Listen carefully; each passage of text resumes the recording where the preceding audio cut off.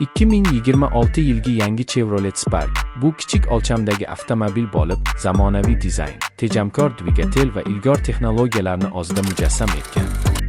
Yangi model shahar hayoti uchun ideal tarzda yaratilgan bo'lib, tor ko'chalarda yengil harakatlanish va parkovka qulayligini ta'minlaydi. Avtomobilning tashqi ko'rinishi yanada jozibador bo'lib, LED faralar, yangilangan radiator panjarasi va aerodinamik shakllar unga sportcha ko'rinish beradi.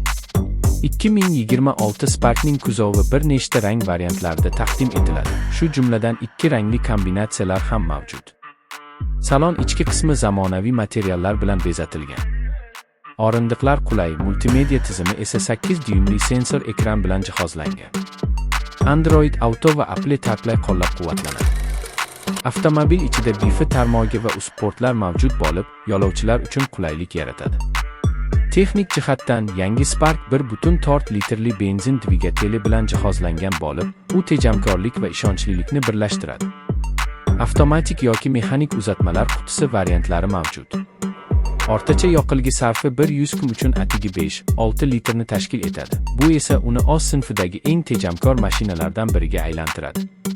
Xavfsizlik tizimlari orasida ABS, EP, tormoz yordamchisi, orqa kamera va 6 ta xavfsizlik yostig'i mavjud.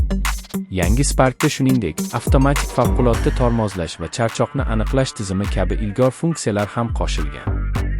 Narx jihatidan 2026 yilgi Chevrolet Spark hamon arzon va byudjetga mos variant hisoblanadi.